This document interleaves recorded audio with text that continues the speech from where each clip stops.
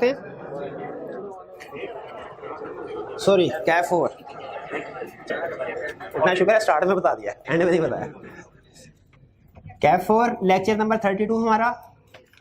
आज के लेक्चर में हम नया चैप्टर स्टार्ट करने जा रहे हैं जो कि हमारी बुक के लिहाज से है chapter 8, discharge of a contract and remedies. ठीक है, discharge of a contract and remedies. इस चैप्टर के दो हिस्से हैं, जैसा कि नाम से जाहिर है। एक रिलेट कर रहा है डिस्चार्ज ऑफ कॉन्ट्रैक्ट से और दूसरा रिलेट कर रहा है रेमेडीज। ठीक है, डिस्चार्ज ऑफ कॉन्ट्रैक्ट हम आज के लेक्चर में कवर करेंगे, रेमेडीज हम कल के लेक्चर में कवर करेंगे प्रोबेबली।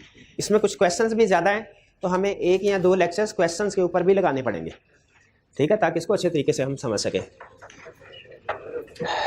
राइज बुक का रेफरेंस है लर्निंग ऑब्जेक्टिव 1 चैप्टर 8, आई कैप की बुक सेक्शन 3 और चैप्टर नंबर आई कैप की बुक के लिहाज से चैप्टर नंबर होगा 6। आज की असाइनमेंट भी आपको दी गई है। ये असाइनमेंट आज के लेक्चर में डिस्कस नहीं होगी, आज सिर्फ हम कंसेप्ट डिस्कस करेंगे। आप घर जाके असाइनमेंट अटेम्प्ट करेंगे, उसके बाद कल के लेक्चर में हम इसके क्वेश्चंस को डिस्कस करेंगे। असाइनमेंट नोट कर लीजिए। आज जो लर्निंग ऑब्जेक्टिव 1 है हमारा, इसके एंड पे जितने भी क्वेश्चंस हैं राइज बुक के लिहाज से वो आपने अटेम्प्ट करने हैं। और जो स्टूडेंट आई कैप की बुक को फॉलो कर रहे हैं वो नोट कर लीजिए एग्जाम्पल नंबर 20 से 40 चैप्टर 6 की, और चैप्टर 6 में ही प्रैक्टिस क्वेश्चन 5, 6, 7, 8। स्टार्ट करें जी आज का लेक्चर।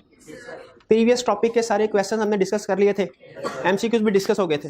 चलिए फ्रेश है, अब आप स्टार्ट करते हैं। कंसेप्ट हम पढ़ने जा रहे हैं डिस्चार्ज ऑफ ए कॉन्ट्रैक्ट। ये हमारे कॉन्ट्रैक्ट की लास्ट स्टेज है। इनिशियल स्टेज तो होती है ना हमारी फॉर्मेशन ऑफ कॉन्ट्रैक्ट, जो हमने चैप्टर 2, 3 में पढ़ा, फिर उसके बाद हमने डिफरेंट कंसेप्ट्स पढ़े। ये हमारी कॉन्ट्रैक्ट की last. Discharge of a contract का मतलब ये होता है कॉन्ट्रैक्ट एंड पे आ गया, when contract comes to an end. जब इसमें जो पार्टीज हैं उनके राइट्स और लायबिलिटीज खत्म हो जाते हैं, जब पार्टीज के राइट्स एंड लायबिलिटीज खत्म हो जाते हैं तो हम कहते हैं ये कॉन्ट्रैक्ट डिस्चार्ज हो गया। यानी अब इस कॉन्ट्रैक्ट का लीगल स्टेटस कोई भी नहीं, ये कॉन्ट्रैक्ट खत्म हो गया। अब डिस्चार्ज, मोड ऑफ डिस्चार्ज बहुत से हैं। Mode of discharge of contract यानी कितने तरीकों से कॉन्ट्रैक्ट का इख्तिताम हो सकता है, कितने तरीकों से कॉन्ट्रैक्ट का इख्तिताम हो सकता है। ये बहुत से तरीके हैं। पहले हमारे सिलेबस में कुछ और भी 2-3 मोड्स होते थे, अब उसने सिर्फ ये 4 मोड्स रखे हुए हैं। जाहिर है सिलेबस की हद तक रहेंगे और इसी को डिस्कस करेंगे कंसेप्ट को। पहला मोड एक्चुअल परफॉर्मेंस, ये है गुड मोड। जैसे मैंने आपको बताया था ये गुड एंड हैप्पी एंड है कहानी का, कि जो पार्टीज ने जो जो एग्री किया था, प्रोमिसर ने जो एग्री किया था वो कर ले, प्रोमिसी ने जो एग्री किया था वो, दोनों पार्टीज अपना अपना रोल प्ले कर लें, तो इसको कहते हैं एक्चुअल परफॉर्मेंस। यानी कॉन्ट्रैक्ट का जो इंटेंशन थी पार्टीज की उसके मुताबिक कॉन्ट्रैक्ट कंप्लीट हो गया। क्लियर? अच्छा, यहाँ पे मैं प्रीवियस कंसेप्ट भी रिवाइज करवाना चाह रहा हूँ आपसे। यहाँ पे मैंने लिखा हुआ है परफॉर्मेंस नहीं, एक्चुअल परफॉर्मेंस लिखा है। एक्चुअल परफॉर्मेंस क्यों? इसका मतलब है कोई एक दूसरी परफॉर्मेंस भी कौन सी होती है? अटेम्प्टेड परफॉर्मेंस या tender. Attempted performance happy and नहीं होता कहानी का, इससे एग्री करते हैं? क्योंकि इसमें एक पार्टी ने गुड्स को डिलीवर करने की कोशिश की लेकिन दूसरी पार्टी ने उसको एक्सेप्ट नहीं किया, तो उसमें चूंकि दोनों पार्टीज ने अपने अपना roles and responsibility duties rights पूरे नहीं किए होते, तो इसे हम इस कैटेगरी में क्लासीफाई नहीं कर सकते एक्चुअल, इसे हम ब्रीच ऑफ कॉन्ट्रैक्ट में क्लासीफाई करते हैं, ब्रीच ऑफ कॉन्ट्रैक्ट में। अच्छा, मुझे ये बताइए, अगर एक पार्टी ने अटेम्प्टेड परफॉर्मेंस की और दूसरी पार्टी ने रिफ्यूज कर दिया एक्सेप्ट करने से, ब्रीच ऑफ कॉन्ट्रैक्ट हुआ? इसमें गलती किसकी है, प्रोमिसर की या प्रोमिसी की? गलत कंसेप्ट। डिपेंड करता है किस पे? क्या टेंडर के एसेंशियल शाबाश पूरे हुए हैं कि नहीं? अगर प्रोमिसर ने डिलीवरी दी एसेंशियल्स को पूरा करते हुए तो फिर प्रोमिसी की गलती है, फिर प्रोमिसी देनदार है, फिर डैमेजेस प्रोमिसी पे करेगा। लेकिन अगर प्रोमिसर ने अटेम्प्टेड परफॉर्मेंस की लेकिन एसेंशियल्स पूरे नहीं थे, सही क्वांटिटी नहीं थी, सही क्वालिटी नहीं थी, तो उस सूरत में कसूर किसका है? प्रोमिसर का। अब की बार डैमेजेस कौन पे करेगा? तो ये चीज ध्यान में रखिएगा। एक चीज तो ये कि एक्चुअल परफॉर्मेंस है, अटेम्प्टेड परफॉर्मेंस हमने यहां पे कवर, इस कैटेगरी में कवर नहीं किया, क्योंकि असूली तौर पे वो कहां पे कवर होता है? ब्रीच ऑफ कॉन्ट्रैक्ट में। वो breach of attempted performance completion of the contract नहीं है, उसमें कॉन्ट्रैक्ट कंप्लीट नहीं होता, कॉन्ट्रैक्ट खत्म, तो टूटता है, कॉन्ट्रैक्ट मुकम्मल नहीं होता। और फिर मैंने आपको ये बताया, कंसेप्ट रिवाइज करवा दिया कि अटेम्प्टेड परफॉर्मेंस के एसेंशियल्स हमने देखने हैं। अगर एसेंशियल्स पूरे हो रहे हैं तो फिर प्रोमिसर जस्टिफाइड है, प्रोमिसी का कसूर है। और अगर एसेंशियल्स ऑफ टेंडर पूरे नहीं हो रहे फिर किसका कसूर है? प्रोमिसर का। क्लियर? चलिए अब एक्चुअल परफॉर्मेंस तो हमें समझ आ गया, ये अच्छी बात, एक्चुअल परफॉर्मेंस हो जाए, कोई लेना था नहीं, जो एक पार्टी गुड्स डिलीवर करेगी दूसरी पार्टी पेमेंट करेगी, खत्म कहानी। आगे चलता है बाय म्यूचुअल एग्रीमेंट। अच्छा, इसमें एक छठी आई कैप की बुक में, और हम चूंकि आपको पता आई कैप की बुक को फॉलो करते हैं, तो हमारी बुक में भी यहाँ पे एक छठी एग्जाम्पल भी है, वो मैं अभी शेयर नहीं कर रहा, पहले मैं ये डिस्कस कर लूँ, फिर उसके बाद छठी को डिस्कस, अगर मैं भूल जाऊँ तो मुझे याद करवा दीजिएगा सर। ये एक छठी वाली भी है, refusal or neglect of promisor वाले। हाँ बिल्कुल, वो पहले बाय म्यूचुअल एग्रीमेंट का मतलब क्या है? दोनों की मर्जी से खत्म हो। किन दोनों की मर्जी से? प्रोमिसर और प्रोमिसी। पहला अल्ट्रेशन,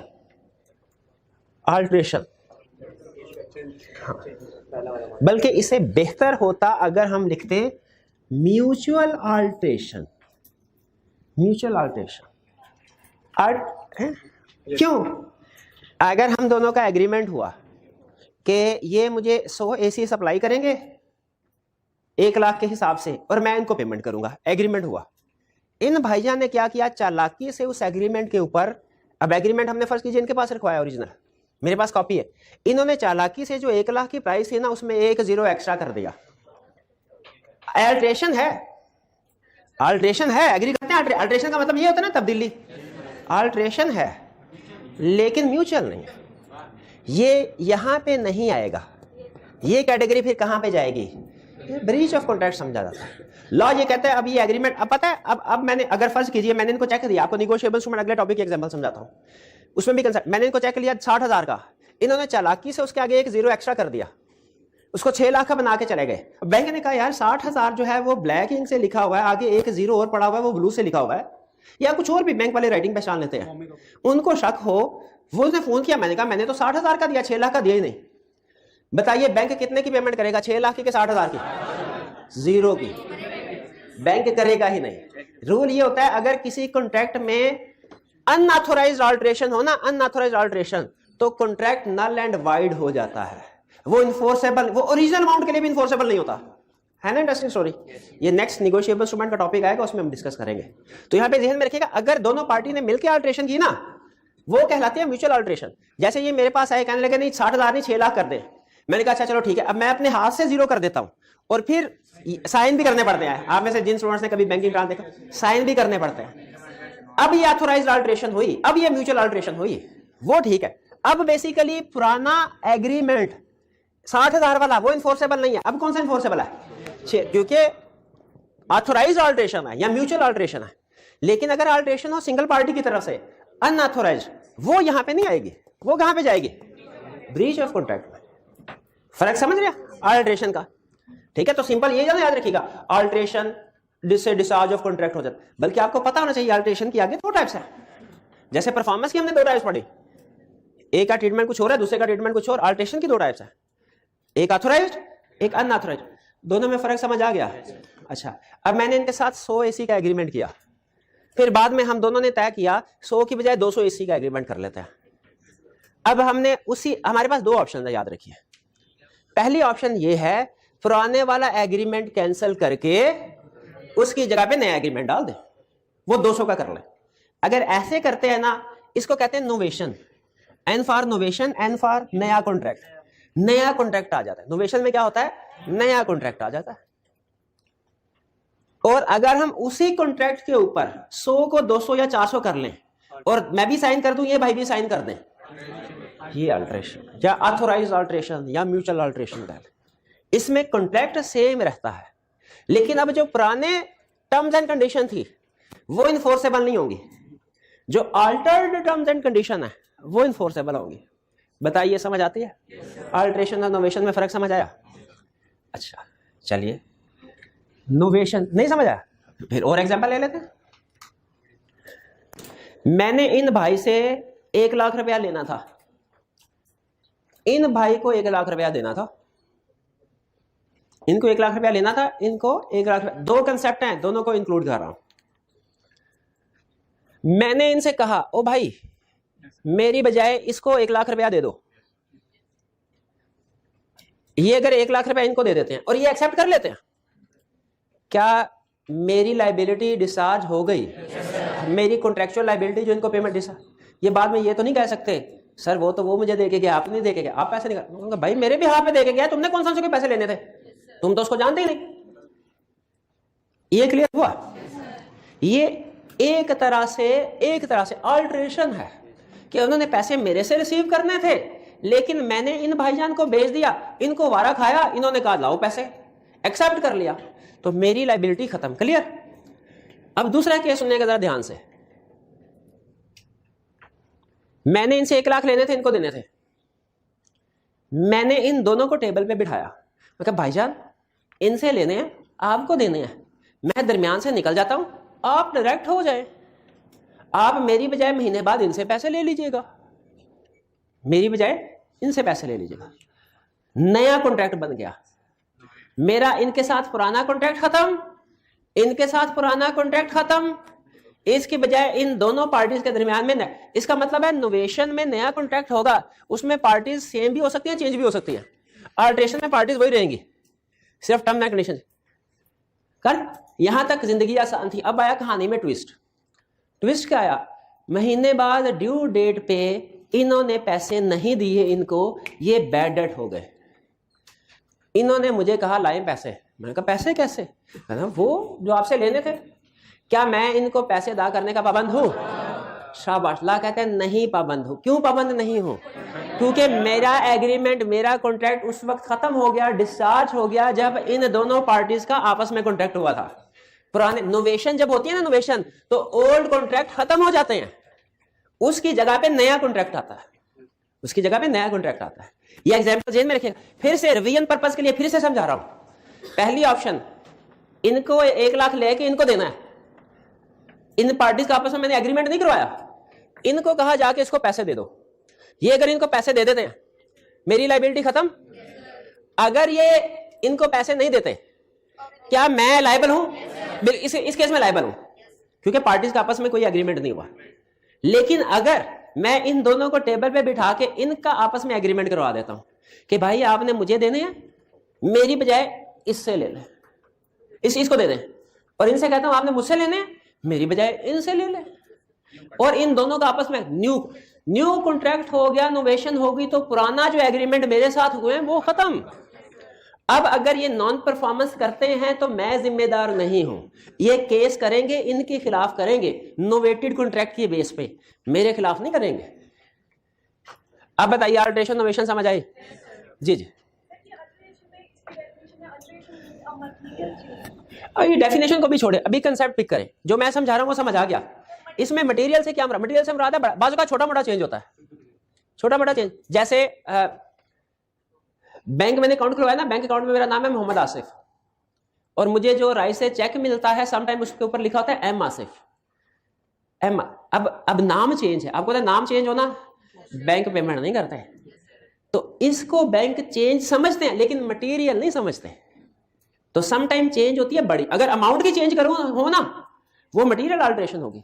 लेकिन कोई फर्ज कीजिए नेम के स्पेलिंग आगे पीछे चेंज कर दिए मैंने, उन्होंने मोहम्मद MO के साथ लिखा था, मेरा बैंक में अकाउंट U के साथ था, मैंने उसको U कर दिया, है तो ये भी अल्ट्रेशन, लेकिन मटेरियल नहीं है। लेकिन याद रखें, अमाउंट की अल्ट्रेशन, पार्टी का पूरा नेम की अल्ट्रेशन, डेट की अल्ट्रेशन, सिग्नेचर की अल्ट्रेशन, ये सारी मटेरियल अल्ट्रेशन कहलाते हैं। कॉन्ट्रैक्ट में समटाइम्स अल्ट्रेशन होती है, स्पेलिंग की गलती आगे पीछे हो गए, वो अगर आप ठीक करते हैं ना, वो मटेरियल अल्ट्रेशन तो है, मटेरियल नहीं है। ठीक है, मटेरियल से मुराद ऐसी अल्ट्रेशन जो कि बड़ी हो, अहम हो, जो छोटी मोटी अल्ट्रेशन हो उनसे फर्क नहीं पड़ता। ठीक है, चले अब आपने क्वेश्चन पूछा, आप ही जवाब दीजिए। हाँ जी, राइज वाले ने मुझे चेक की, असल में बहाने से मैं निगोशिएबल इंस्ट्रूमेंट का कंसेप्ट भी हल्के हल्के बेस कर रहा हूँ, ताकि जब टॉपिक पे पहुंचे आपके कुछ ना कुछ कंसेप्ट बेस बने हो। राइज ने मुझे चेक दिया, वो था बेरर चेक। बेरर चेक समझते हैं क्या होता है? बेरर चेक होता है कि कोई भी जाके बैंक से पैसे ले ले, ठीक है, या उसकी काउंटर पे भी पेमेंट हो जाए। उन्होंने मुझे चेक दिया, उसके ऊपर मेरा नाम नहीं लिखा हुआ था, खाली था। अगर चेक के ऊपर किसी का नाम ना लिखा हो तो बेरर का मतलब कोई भी चेक जाके बैंक में जाके निकलवा सकता है पैसे। राइस ने मुझे चेक दिया 60,000 का, मैंने चेक अपनी जेब में डाला, लेकिन रिस्क है क्या, अगर ये भाई मेरे पास बैठे चेक से उड़ा लिया मेरी जेब से, बैंक जाके खुद 60,000 निकलवा लेंगे, ऐसे ही होगा ना। मैंने क्या किया, उस चेक की अल्ट्रेशन की, उसके ऊपर अपना नाम लिख दिया। अल्ट्रेशन है क्या? मटेरियल अल्ट्रेशन है? नहीं है, मटेरियल अल्ट्रेशन नहीं है। लॉ कहता है ये अल्ट्रेशन अलाउड है, आप कर सकते हैं। इसी तरह समटाइम हम चेक के ऊपर 2 लाइनें लगा देते हैं, क्रॉस चेक। क्रॉस चेक का राइस ने जो मुझे चेक दिया वो क्रॉस नहीं था, मैंने उसके ऊपर साइड में 2 लाइनें लगा दी, क्रॉस चेक बना दिया। तो अब क्रॉस चेक का मतलब क्या होता भला? काउंटर पे पेमेंट नहीं हो सकती, उसकी अकाउंट में होगी पेमेंट। आपको पता है चेक जब आप बैंक को प्रेजेंट करते हैं ना, चाहे तो काउंटर पे पैसे लेके निकल जाएं और चाहे अपने अकाउंट में जमा करवा लें, दोनों ऑप्शन होती है ना। लेकिन अगर चेक के ऊपर 2 लाइंस लगी हो ना, क्रॉसिंग कहते हैं, तो फिर सिर्फ अकाउंट में पैसे जाएंगे। क्रॉसिंग को ज्यादा सेफ समझा जाता है, ताकि अगर कोई गलत पार्टी पैसे, तो आपको पता तो चलता है किसके अकाउंट में गए हैं, ठीक है। तो क्रॉसिंग भी मटेरियल अल्ट्रेशन नहीं समझी जाती। तो क्लियर हो गया, ये मटेरियल अल्ट्रेशन का कंसेप्ट निगोशिएबल इंस्ट्रूमेंट वाले में मजीद डिटेल में पढ़ेंगे। अभी भी वैसे हमने काफी हद तक डिटेल में पढ़ लिया, जो कि यहाँ पे रिक्वायर्ड नहीं था, लेकिन आपने पूछा मैंने आंसर कर दिया जी। हाँ, अल्ट्रेशन में पुराने ही कॉन्ट्रैक्ट के ऊपर टर्म्स एंड कंडीशन चेंज होती है, नया कॉन्ट्रैक्ट नहीं बनता। वो जो स्टाम्प पेपर होगा ना, स्टाम्प पेपर, वो पुराने वाला ही होगा, मैंने एक बंदे के साथ एग्रीमेंट किया था, उसने कोई अमाउंट देनी थी, स्टाम्प पेपर के ऊपर लिखा कि इस बंदे ने 5 लाख रुपए देने हैं। अब होता क्या था, वो बंदा महीने बाद आया, ये ले 1 लाख रुपया, तो हम क्या करते थे, वो 5 लाख को ना काट के उसकी जगह पे 4 लाख लिख देते थे, वो भी साइन कर देता था, मैं भी साइन कर देता था। फिर अगले महीने वो आता था, बजाय ये कि हर दफा नया कॉन्ट्रैक्ट आए जिसपे नई आउटसाइड अमाउंट लिखी जाए, उसी के ऊपर चेंज करते रहे, वो वैलिड होता। तो मटेरियल अल्ट्रेशन में या अल्ट्रेशन में एग्जिस्टिंग कॉन्ट्रैक्ट वही रहता है, उसी में थोड़ी बहुत चेंज कर लेते हैं, लेकिन नोवेशन में न्यू कॉन्ट्रैक्ट आता है। क्लियर। फिर इसके बाद रिसीन का मतलब तो होता है, रिसीड करना मीन्स कैंसिल करना। ये तो हमने पढ़ा था, फॉर एग्जांपल जब कंसेंट फ्री ना हो तो एक पार्टी के पास राइट होता है इसको रिसेंड कर दे, और जब रिसेंड करे तो फिर वो डैमेजेस क्लेम। तो ये जो कैंसिल है, ये तो एक पार्टी ने की, ये तो म्यूचुअल है। याद रखें, ये रिसीन हो रहा है। रिसीन का मतलब यही होता है कॉन्ट्रैक्ट को कैंसिल करना। लेकिन अगर कॉन्ट्रैक्ट को दोनों पार्टीज मिलके कैंसिल करें, वो यहां पे आएगा, लेकिन अगर एक पार्टी करे दूसरी पार्टी नहीं, वो फिर ब्रीच में आएगा। नहीं समझ आई एग्जाम्पल से? नहीं आई, मेरी तसल्ली नहीं हुई, एग्जाम्पल के बगैर लॉ समझ नहीं आएगा। इन भाईजान ने मुझे कहा सर मैं आपकी गाड़ी खरीदना चाहता हूं। मैंने कहा ठीक है लाओ, कितने पैसे देते हो? इसने कहा सर 12,000। मैंने कहा 12,000 तो कम है पागल, 12,000 में गाड़ी आती है, कम से कम 15,000 में बेचूंगा। इन्होंने कहा ठीक है, 15,000 में एग्रीमेंट हो गया हमारा। इसके बाद जब इसने गाड़ी की हालत देखी, इसने कहा तो 15,000 में भी वारा नहीं खाते। तो इन्होंने कहा सर मैं आपकी गाड़ी नहीं खरीदना चाहता। अब देखें, अगर तो मैं चाहता हूं कि नहीं मैंने बेचना है और ये गाड़ी नहीं खरीदते, ये ब्रीच ऑफ कॉन्ट्रैक्ट होगा। लेकिन इन्होंने कहा कि जी मैं गाड़ी नहीं, और मैंने भी कहा मैं भी नहीं बेचना चाहता, ये रिसीन, ये है म्यूचुअल। रिसीन में नया एग्रीमेंट नहीं होगा। लेकिन याद रखें, रिसीन का लफ्ज एक और कॉन्टेक्स्ट में भी यूज होता है, जब सिंगल पार्टी रिसेंड करे। ये तो दोनों पार्टी ने रिसेंड किया ना, मैंने बाय फोर्स मैंने कहा गाड़ी खरीदो मेरी 20,000 में, इन्होंने एग्रीमेंट कर लिया मेरे साथ। अब फ्री कंसेंट नहीं है, ये इनके लिए वॉइडेबल है। बाद में कोर्ट पहुंच गए और कहते हैं मैंने इस कॉन्ट्रैक्ट को कैंसिल करवाना है। इसको भी तो हम क्या नहीं, कोर्शन है ये, कोर्शन। इसकी वजह से कॉन्ट्रैक्ट क्या होगा? वॉइडेबल। और ये अगर कहते हैं कि मैंने नहीं अमल करना इसके ऊपर, तो कॉन्ट्रैक्ट रिसेंड हो गया। ये भी तो रिसीन का केस है, लेकिन ये म्यूचुअल रिसीन नहीं है, ये एक पार्टी की तरफ से रिसीन है।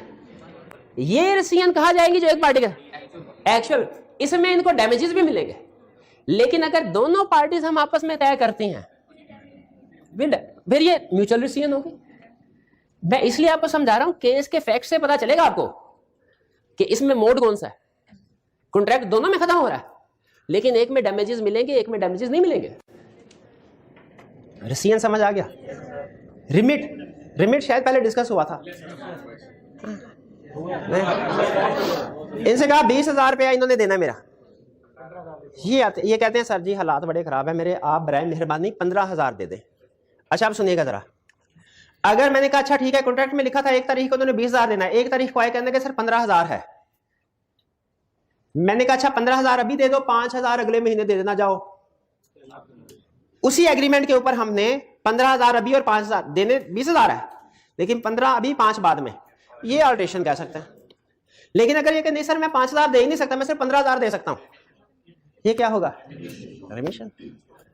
और अगर ये कहे सर जी मैं कुछ भी पैसे नहीं दे सकता, फिर पूरे का पूरा माफ, कंप्लीट अबंडनमेंट ऑफ राइट, पूरे का पूरा हक छोड़ना, पूरे का पूरा हक छोड़ना। फर्ज कीजिए स्टार्ट में, वैसे एग्जांपल दे रहा हूं, राइज में एडमिशन लेने के लिए उन्होंने कहा सर एडमिशन लेना कितने फीस, उन्होंने कहा 20,000, उन्होंने कहा सर कुछ कम करें, उन्होंने कहा लेना है तो लो नहीं तो भागो। याद रहे ना आपको एग्जांपल। इन्होंने कहा ठीक है सर जी, मुंह में कुछ कहा, इन्होंने पता नहीं क्या कहा, मुझे नहीं पता। इन्होंने कहा ठीक है सर फॉर्म भरे, उन्होंने कहा ठीक है फॉर्म तय, ये पाया कि ये सारे का सारा 20,000 अभी देंगे, एग्रीमेंट फॉर्म एडमिशन फॉर्म भर दिया इन्होंने, साइन हो गए। इसके बाद अगले दिन आगे कहने लगे सर जी 2 इंस्टॉलमेंट्स कर दें, एक अभी एक 2 महीने के बाद। अगर 2 इंस्टॉलमेंट्स कर दी जाती है अल्टरेशन, शाबाश। हम म्यूचुअल एक्सेप्टेंस के साथ ही वो खुद से कर सकते हैं इंस्टॉलमेंट्स, इनकी हिम्मत है इतनी, म्यूचुअल कंसेंट के साथ दो, ये अल्टरेशन। फिर अगर ये आए और कहे सर जी 20,000 बहुत ज्यादा है, आप 15,000 कर दें, और वो कहे हाँ हम आप ही के लिए तो बैठे, हम तो स्टूडेंट को सर्विस के लिए बैठे हैं इधर, नो प्रॉब्लम, आइए फर्ज कीजिए, फर्ज कीजिए। अच्छा ये फर्ज भी नहीं करना,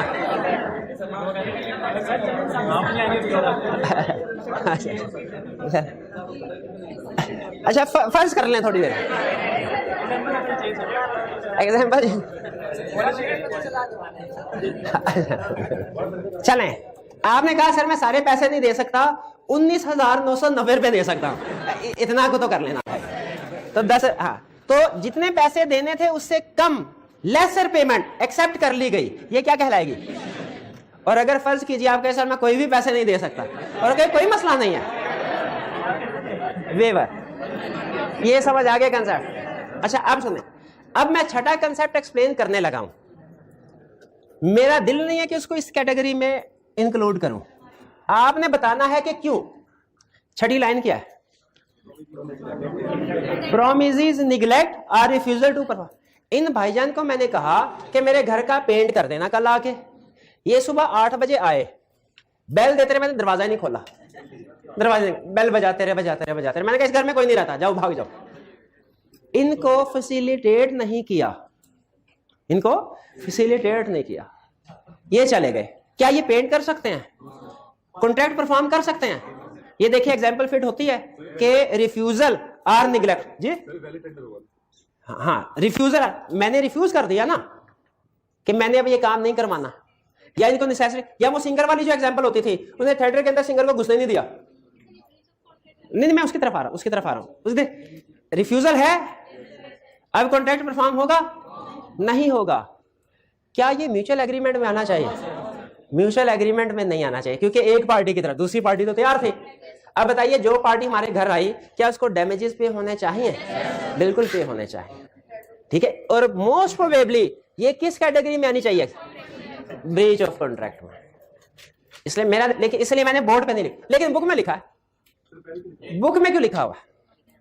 बुक में, हाँ क्योंकि आईकैप की बुक में लिखा हुआ, और आपको पता है हम छापा मारते होते हैं आईकैप, क्योंकि बाजू का ऐसा तो 6 नंबर के साथ क्वेश्चन पूछ ले, 1 2 3 4 5 है ना, 6 नंबर के साथ कि what are the modes of discharge of contract through mutual agreement. हमने 5 याद किए हो, छठा किया, तो हमें पता हो कि छठा इधर फिट करना। जिस तरह एक क्वेश्चन आया था एक दफा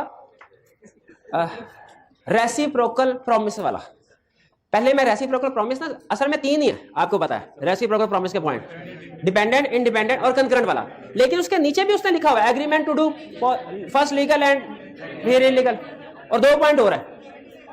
हाँ तो वो बेसिकली रेसिप्रोकल प्रॉमिसेस तो नहीं आते, तो मैं उसे अलग करवा देता था और रेसिप्रोकल प्रॉमिस को।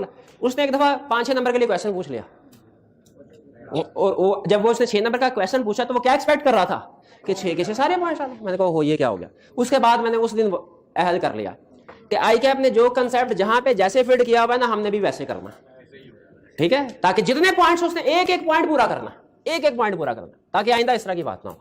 तो इसीलिए हालांकि मेरा दिल नहीं मान रहा इसमें कि इस यहाँ पे पॉइंट, लेकिन चूंकि आई कैप ने इंक्लूड किया, मैंने समझा दिया आपको बुक में भी, ताकि आप रटा लगा लें, आपको याद हो कि इस जगह पे था, एग्जाम में क्वेश्चन पूछे आप छाप सके, लेकिन उसका लॉजिक नहीं बैठते इधर क्लासिफिकेशन की। ठीक, ये म्यूचुअल एग्रीमेंट सारे क्लियर हो गए, म्यूचुअल,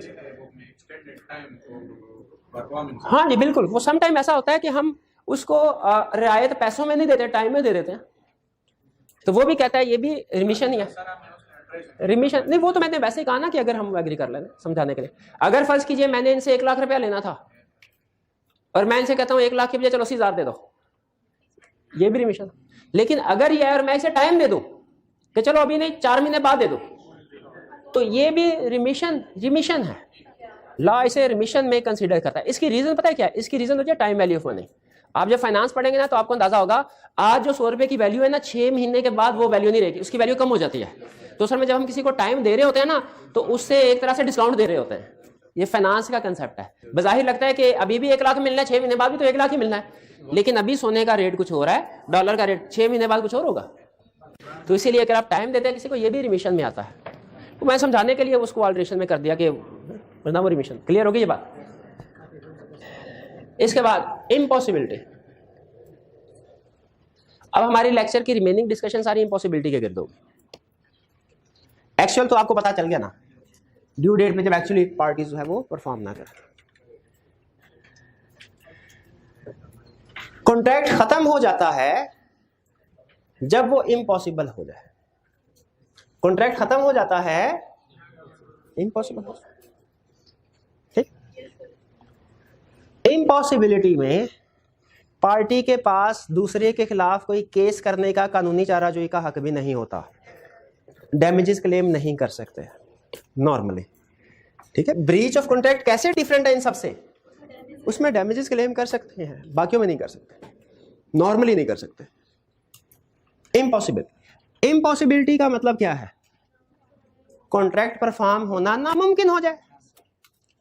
कॉन्ट्रैक्ट परफॉर्म होना नामुमकिन। इम्पॉसिबिलिटी 2 तरह की है, एक इनिशियल इम्पॉसिबिलिटी, एक सुपरवीनिंग इम्पॉसिबिलिटी।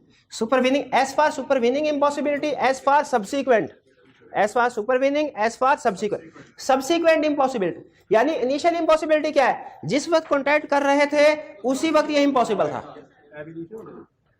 उसी वक्त। हाँ, वाइड एब इनिशियो, वाइड एब, बिल्कुल।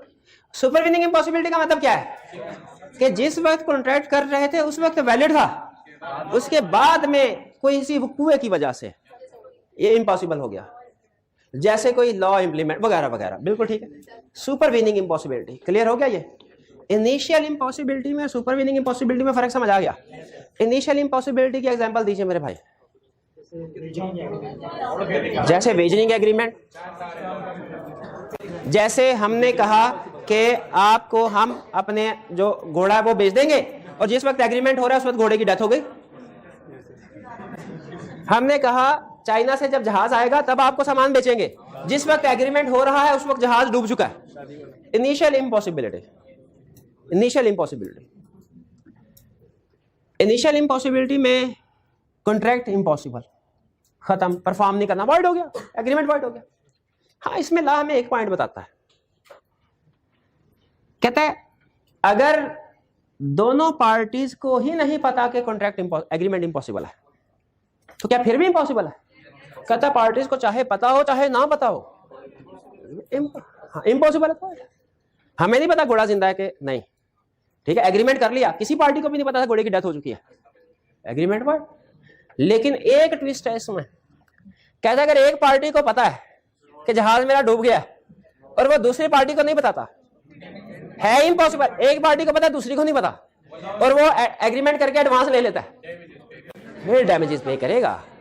हालांकि नॉर्मली इसमें डैमेजेस अलाउ नहीं होते, इम्पॉसिबल। लेकिन अगर एक पार्टी को पता है दूसरी पार्टी को नहीं पता, तो लॉ इसे ऐसे समझता है जैसे इसने धोखे से पैसे लिए। ठीक है, इनिशियल इम्पॉसिबिलिटी। क्लियर हो गया? आगे चल, डेथ हो गई, पंडित आया, कहने लगा इस मैयत को मैं जिंदा कर दूंगा 10 मिनट में। अब घर वालों को नहीं पता कि ये इम्पॉसिबल है, लेकिन पंडित को पता है इम्पॉसिबल है तो अच्छा, अगर पंडित के ख्याल में भी उसने अपने गुरु से सीखा हो मंत्र और पहली दफा पढ़ने जा रहा है और पंडित को भी ये लग रहा है कि जिंदा हो जाएगा, ये दोनों पार्टीज अननोन है कि इम्पॉसिबल है, एग्रीमेंट फिर भी वर्ड। लेकिन अगर पंडित को पता है कि जिंदा नहीं होने लगा लेकिन वो एग्रीमेंट कर लेता है, अब भी वर्ड, लेकिन अब फर्क है क्या, अब पंडित डैमेजेस पे करेगा घर वालों को। Initial impossibility clear. अब कौन सी इम्पॉसिबिलिटी, सुपरवीनिंग इम्पॉसिबिलिटी क्या होती है, सब as far supervening as far subsequent impossibility. अगर आपको मुश्किल लगे ना सुपरवीनिंग तो सब्सिक्वेंट इम्पॉसिबिलिटी भी लिख सकते हैं इजाजत, लेकिन अगर एग्जाम में उसने सुपरवीनिंग इम्पॉसिबिलिटी लिखा तो समझ आइएगा कि सब्सिक्वेंट की बात कर रहा है, यानी खुद ये टर्म यूज करे या ना करे आपकी मर्जी है, इसकी जगह पे सब्सिक्वेंट की टर्म भी यूज करे, लेकिन अगर कोई दूसरा यूज करे तो आपने समझ आना है सुपरवीनिंग का मतलब क्या है।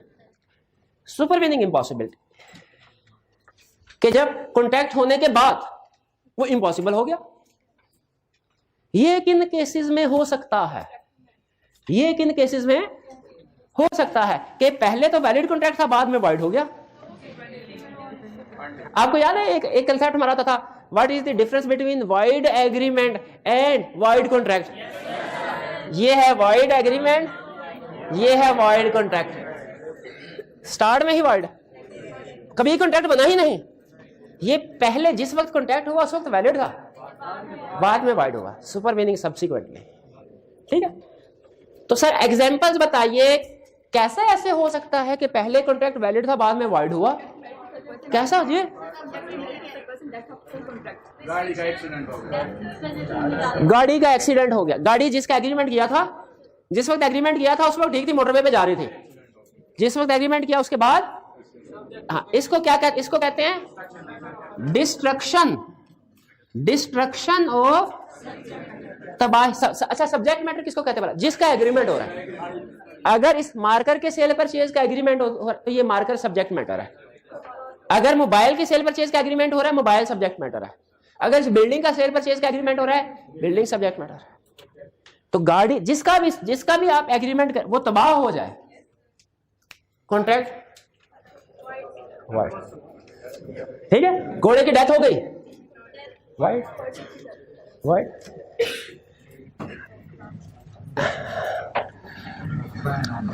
डेथ आर पर्सनल इनकैपेसिटी कब बला, इसमें ट्विस्ट है। हाँ, पर्सनल नेचर के कॉन्ट्रैक्ट में जब किसी एक पार्टी की डेथ या पर्सनल इनकैपेसिटी। सिंगर को कहा, नहीं सिंगर नहीं, गला, सिंगर वाली हो, उसका गला कटवा चुके हम, जबान कटवा चुके हम। हाँ, किसी पेंटर को कहा हमने कि तस्वीर पेंट करो अच्छी सी, वो बड़ा मशहूर है। हाथ में छाले आएंगे। या वो पार्ट टाइम तंदूर में काम करता है, हाथ में छाले पड़ जाएंगे। डेथ आर उसकी, अच्छा आम केस में पार्टी की डेथ या पर्सनल कैपेसिटी होना।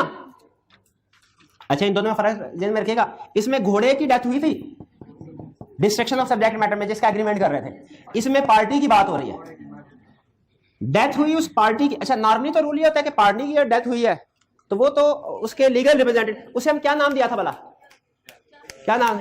D for death, D for devolution. शाबाश, डेवोल्यूशन। नॉर्मल केसेस में तो डेथ हो जाए तो डेवोल्यूशन हो जाती है, कॉन्ट्रैक्ट खत्म नहीं होता, राइट्स और लायबिलिटीज लीगल रिप्रेजेंटेटिव ट्रांसफर होते हैं।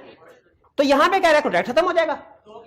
ये वो वाली डेथ है जो कॉन्ट्रैक्ट पर्सनल नेचर के थे, हार्ड वर्क के थे, उनके बाद यहां या कॉन्ट्रैक्ट में लिखा हो। ठीक है, डेथ बंदा ही मर गया, पेंटर। पर्सनल इनकैपेसिटी,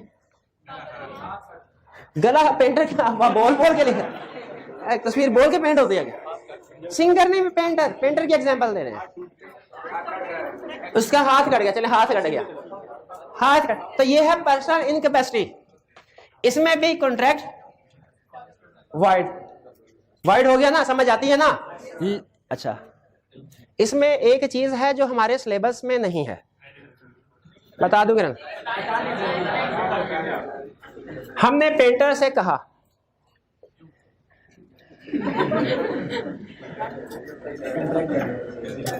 कि तस्वीर बनाओ कोई भी ताजमहल की, उसकी डेथ हो गई, एग्रीमेंट का इनिशियल इम्पॉसिबल हो गया, इम्पॉसिबल। उसका हाथ कट गया एक्सीडेंट में, कोई डैमेजेस देगा? अब सुने, उसका हाथ नहीं कट रहा था, वो कुल्हाड़ा उठा के उसने हाथ काट दिया आपने।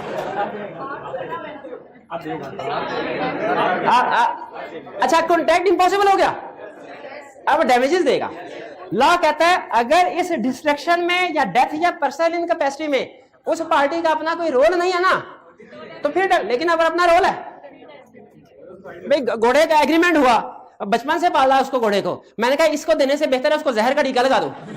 अब एग्रीमेंट के बाद उसको जहर का टीका लगा दिया मैंने, तो सब्जेक्ट मैटर डिस्ट्रॉय हो गया, कॉन्ट्रैक्ट वाइड। लेकिन चूंकि इसमें मेरा फॉल्ट है, तो यहां पे ला कहता है कि डैमेजेस पे, यानी कभी उसमें तो डैमेजेस होंगे ही होंगे एक्चुअल ब्रीच में, कभी कभी ट्विस्ट आ जाए स्टोरी में तो इन केसेस में भी डैमेजेस हो सकते हैं। ठीक, सुसाइड कर ले, हाँ, तो फिर भी डैमेजेस पे करेगा। चले आगे चले। एलियन एनिमी, ये तो आपको पता ही है, एलियन किसको कहते हैं? एलियन है फॉरेनर, एलियन एनिमी वो फॉरेनर जिसके साथ जंग है। एलियन मतलब चाइनीज और alien enemy means Indian. Alien के साथ आपको पता है एग्रीमेंट कर सकते हैं, लेकिन अगर एग्रीमेंट किया उसके बाद जंग छिड़ गई, एग्रीमेंट खत्म। वो आगे डिपेंड करता है टाइम एसेंस है कि नहीं। अगर टाइम एसेंस है तो एग्रीमेंट खत्म, उसके बाद टाइम के बाद बेकार हो गया ना वो, और अगर टाइम एसेंस नहीं है तो बाद में रिवाइव हो सकता है। क्लियर हो गया? फिर इलीगैलिटी, अगर कोई लॉ पास हो जाए, लॉ पास हो जाए कि आज के बाद राइस की ट्रेड नहीं होगी। पंजाब से हमने लाहौर में बैठ के कराची के ताजिर के साथ शुगर का एग्रीमेंट किया कि हम उसको पंजाब से शुगर एक्सपोर्ट करेंगे कराची, एक्सपोर्ट नहीं भेजेंगे, ट्रांसपोर्ट करेंगे, कराची करेंगे। बाद में गवर्नमेंट ने बैन लगा दिया कि एक प्रोविंस से दूसरे प्रोविंस में शुगर की ट्रेड नहीं होगी। Illegality, agreement void. क्या डैमेजेस पे करने? नहीं, पार्टी का कसूर ही नहीं है। देखिए डैमेजेस तो उस वक्त होते हैं जब कसूर हो पार्टी का, पार्टी का कसूर नहीं। फिर non existence of particular necessary state, non existence of particular necessary state, समझ आई? नहीं समझ आई? हाँ, ये नहीं समझा है, अभी मैंने समझ कैसे आ गया। हमने कहा 14 अगस्त को इस्लामाबाद का एक होटल बुक किया, हमने कहा 14 अगस्त को परेड होगी, परेड होगी, हम जाके परेड देखेंगे, होटल में नहीं, जाके स्टे करना पड़ेगा, वरना सुबह लाहौर से 8 बजे निकलेंगे तो पहुंचते 2 बज जाएंगे, वो परेड खत्म हो जाएगी तब तक। अच्छा, बाज़ औक़ात कुछ होटल ऐसी लोकेशन पे होते भी हैं कि आप कोई पर्टिकुलर वेन्यू को या किसी इवेंट को देखना चाहें तो देख सकते हैं। हो सकता है होटल के सामने से फौजियों ने गुजरना हो, कोई हो सकती है इस तरह की कहानी में बात। अच्छा, आप सुनिए, अब इसमें कहानी में ट्विस्ट है। पहले सिंपल स्टोरी, हमने होटल बुक कहा, कब? हमने कहा जी 14 अगस्त। उसने कहा ठीक है सर, रूम अवेलेबल है, 13 अगस्त की नाइट को आप आ जाइएगा। 14 अगस्त की शाम तक रूम बुक कर दिया। मैंने उसे कुछ नहीं बताया किस पर्पस के लिए, और 12 अगस्त को अनाउंसमेंट हुई कि कोरोना की वजह से फौजी परेड कैंसिल हो गई। क्या मेरा होटल वाले के साथ जो एग्रीमेंट हो गया था वो स्टिल वैलिड है कि वो खत्म हो गया? सुपरविनिंग, क्यों? वो एग्रीमेंट स्टिल वैलिड है क्योंकि होटल वाले को नहीं बताया। अच्छा, अब अगर दूसरा ट्विस्ट, होटल वाले को फोन करके मैंने कहा 13 अगस्त की नाइट, उसने कहा रूम अवेलेबल है। मैंने कहा हाँ, असल में मैं इसलिए आ रहा हूँ क्योंकि 14 अगस्त को ना परेड है, तो मैं परेड देखने के लिए आऊंगा और होटल में स्टे करूंगा, बता दिया। अब अगर 12 तारीख को गवर्नमेंट अनाउंस करती है परेड नहीं होगी, ये परेड नहीं होगी, ये क्या है? Non existence of particular necessary state. अब जाहिर है मैं होटल जाने के लिए जरूरी है कि परेड हो, अगर परेड ही नॉन एग्जिस्टेंस हो जाए, जरूरी है ना, तो मेरा तो एग्रीमेंट का कोई फायदा नहीं। अगर परेड ही गवर्नमेंट खत्म कर दे, अब मेरा होटल वाले के साथ जो एग्रीमेंट है वैलिड है कि नहीं? नहीं वैलिड। क्यों वाइड क्यों हो गया? मैंने इसको बता दिया था। अच्छा, अब इसमें एक ट्विस्ट ला रहा हूं, एक और। ये तो केसेस है ना जब कॉन्ट्रैक्ट सब्सिक्वेंट इम्पॉसिबिलिटी होगी। समटाइम दूसरी पार्टी ऐसे ही, सब्सिक्वेंट इम्पॉसिबिलिटी नहीं होती, ऐसे ही कह देते सर सब्सिक्वेंट इम्पॉसिबिलिटी हो गई। मैं भाईजान के साथ एग्रीमेंट करूं कि आपने मुझे फर्नीचर बना के देना है, अगले महीने फर्नीचर बना के देना है 20,000 का। इन्होंने एग्रीमेंट कर लिया, अगले महीने के अंदर फर्नीचर तो कोई नहीं। मैंने कहा क्यों नहीं बनाया? कहने लगे सर सुपर विनिंग इम्पॉसिबिलिटी हो गई थी। मैं कहा वो क्यों? कहने लगा सर रेट बढ़ गया था लकड़ी का, तो ये एग्रीमेंट मेरे लिए प्रॉफिटेबल नहीं रहा, मेरे लिए मुमकिन नहीं रहा, मेरे लिए इम्पॉसिबल हो गया क्योंकि मुझे इसमें नुकसान होगा। बताइए क्या ये इम्पॉसिबिलिटी है? लॉ कहता है कमर्शियल इम्पॉसिबिलिटी लीगल इम्पॉसिबिलिटी नहीं है। अगर रेट कम हो जाता तो क्या आप मेरे से पैसे कम लेते उससे जो एग्री किए? कम के केस में भी तो उसी रेट पे एग्रीमेंट होता, तो जब रेट ज्यादा हो गया तब भी उसी पे होना चाहिए। तो सम टाइम ऐसा होता है कि असल में इम्पॉसिबिलिटी नहीं होती, लेकिन दूसरी पार्टी क्या बहाना बना रही होती है इम्पॉसिबिलिटी। तो अब जब उसने हमें एग्जांपल दी ना साथ में कि किन किन सिचुएशन में सुपर विनिंग इम्पॉसिबिलिटी होगी, उसके लिए लाजिम था साथ ही हमें यह भी बताए कि किन केसेस में इम्पॉसिबिलिटी, ताकि दूसरी पार्टी हमें चक्कर ना दे दे, दूसरी पार्टी हमें चक्कर ना दे दे। अब खुद मुझे बताइए, अगर वो कहे कि जी कॉन्ट्रैक्ट कमर्शियली इम्पॉसिबल है, कमर्शियली इम्पॉसिबल का मतलब क्या है? मटेरियल का रेट बढ़ गया, तो क्या वो इम्पॉसिबल समझा जाएगा? नहीं समझा जाएगा। अगर चाहे कमर्शियली इम्पॉसिबल का मतलब लॉस क्यों ना हो रहा है, एक दफा एग्रीमेंट कर लिया ना, आपने उसको पूरा करना ही करना। अच्छा, उसने कहा सर रेट तो नहीं चेंज हुआ, लेकिन मैंने अपने कारीगर को बुलाया था, कारीगर था मेरा, वो छुट्टियां कर गया बगैर बताए। मेरा कारीगर था, बगैर बताए छुट्टियां कर गया, जिसने ये टेबल बनानी थी। मैं इसलिए आपकी टेबल नहीं बना सका, इम्पॉसिबल हो गया मेरे लिए, क्योंकि मैंने खुद थोड़ी टेबल बनानी थी, कारीगर से बनवानी थी। अब बताइए क्या ये वैलिड रीजन है? नहीं, हम कहेंगे भाई वो कारीगर छुड़े हुए किसी दूसरे से करवा लेते हैं, ये उसका मामला है, हमारा मामला नहीं है। डिफॉल्ट वो कहने लगा सर मैंने जिस पार्टी से लकड़ी मंगवानी थी ना, उस पार्टी का बिजनेस बंद हो गया, वो शहर छोड़ के चली गई। अब थर्ड पार्टी का अगर डिफॉल्ट है, ये वो पार्टी जाने, हमारा उससे थोड़ी लेना देना थोड़ी है, हमारी टेंशन तो नहीं है। तो अगर थर्ड पार्टी डिफॉल्ट करे, ये भी सुपर विनिंग इम्पॉसिबिलिटी नहीं है। कमर्शियल इम्पॉसिबिलिटी हो जाए, ये भी सुपर विनिंग इम्पॉसिबिलिटी नहीं है। स्ट्राइक हो जाए, लॉकआउट हो जाए, ये इंटरेस्टिंग चीज है। इसमें बजाहिर आपको लगेगा कि शायद ये वैलिड रीजन है, लेकिन आप कहते हैं वैलिड नहीं है। आपने दर्जी को कहा मेरा सूट सी दे, दर्जी ने कहा ठीक है 10 दिन के बाद आ जाए। 10 दिन के बाद गए, दर्जी ने कहा भाईजान 2-2 घंटे की लोड शेडिंग होती रही है, हर 2 घंटे बाद 2 घंटे, एक टाइम ऐसा आया था पाकिस्तान में, हर 2 घंटे बाद 2 घंटे की लोड शेडिंग होती है। तो मैं जो भी थे ऑर्डर वो कंप्लीट नहीं कर सका। बताइए क्या ये वैलिड सुपर विनिंग पॉसिबिलिटी है? नहीं है, नहीं है। लॉ ने कहा नहीं है। मजदूर, आपकी फैक्ट्री के मजदूर हड़ताल करके चले गए, स्ट्राइक में चले गए, फैक्ट्री बंद कर दी उन्होंने। क्या बाहर जिस बंदे ने आपको ऑर्डर दिया हुआ है एक्सपोर्ट का कि गारमेंट्स मुझे भेजें, क्या वो आपकी इस रीजन को मानेगा कि आपकी फैक्ट्री के मजदूरों ने हड़ताल कर दी है? मानेगा? नहीं मानेगा। ठीक है, या फैक्ट्री को उन्होंने ताला लगा दिया है, नहीं मानेगा। तो ये वैलिड रीजनिंग नहीं होती। क्लियर हुई ये बात? इवन अगर किसी एरिया को गवर्नमेंट पाकिस्तान में, फर्ज कीजिए उन्होंने कहा जी लाहौर को कुछ खतरा है दहशतगर्दी का, इस वजह से लाहौर में लॉकडाउन लगा दिया, बाहर का जो ट्रेडर है उसको इस चीज से भी गर्ज नहीं है, अगर हम उसको ड्यू डेट पे ऑर्डर सप्लाई नहीं करते ना, तो स्ट्राइक होने को, लॉकआउट होने को वैलिड रीजन नहीं माना जाएगा। ये सुपर विनिंग इम्पॉसिबिलिटी नहीं, बस इससे आगे नहीं सोचना। कोरोना की एग्जांपल आ रही होगी ना ज़हन में, नहीं सोचना। नहीं, उस पार्टी का फॉल्ट। अब देखें, ये भाईजान कहते हैं सर मेरे मजदूरों ने हड़ताल कर ली, असल में उसी पार्टी का फॉल्ट है। भाई तो क्यों नहीं मजदूरों को सही तरह देते, क्यों नहीं उनके लिए सेफ्टी कंडीशंस पूरी करते? मजदूर का हाथ मशीन में आगे कट गया, क्यों नहीं मशीन की टाइम पे रिपेयर करवाई थी? असल में देखेंगे ना तो उसी का कसूर लग रहा होता। ऐसा मैं मुंह से निकल गया, मैं हालांकि उस तरफ नहीं चाह रहा था कि आप सोचें। लॉ उसको भी वैलिड नहीं समझता अनलेस कि एग्रीमेंट में इस तरह की क्लास लिखी हो। सम टाइम एग्रीमेंट में क्लास होती है, प्रैक्टिकली आप पढ़ेंगे ना, उसमें लिखा होता है, उसे एक अजीब सा नाम होता है, फोर्स मैज्योर क्लास, किस तरह का नाम होता है। बहरहाल चले, क्लास क्लियर। अच्छा, अब देखिए इधर क्या था, हाँ, non existence of particular necessary state, और इसके सामने है partial. Non existence of particular necessary state, ये सुपरवीनिंग इम्पॉसिबिलिटी है। पार्शियल इम्पॉसिबिलिटी सुपरवीनिंग इम्पॉसिबिलिटी नहीं है। जैसे मैंने रूम बुक करवाया, पर्पस नहीं बताया, परेड कैंसिल हो गई, सुपरवीनिंग इम्पॉसिबिलिटी है? नहीं है। शाबाश। रूम बुक करवाया, बताया परेड के लिए आना है, परेड पोस्टपोन हो गई, कैंसिल हो गई, सुपरवीनिंग इम्पॉसिबिलिटी है? पक्की बात है। अब जरा सुनिएगा पार्शियल इम्पॉसिबिलिटी। मैंने फोन किया, मैंने कहा मैं इस्लामाबाद आ रहा हूं 13 तारीख को, किस लिए? 2 पर्पज है मेरे, एक परेड देखूंगा और फिर 2-3 दिन मैं सैर भी करूंगा, 2-3 दिन सैर भी करूंगा।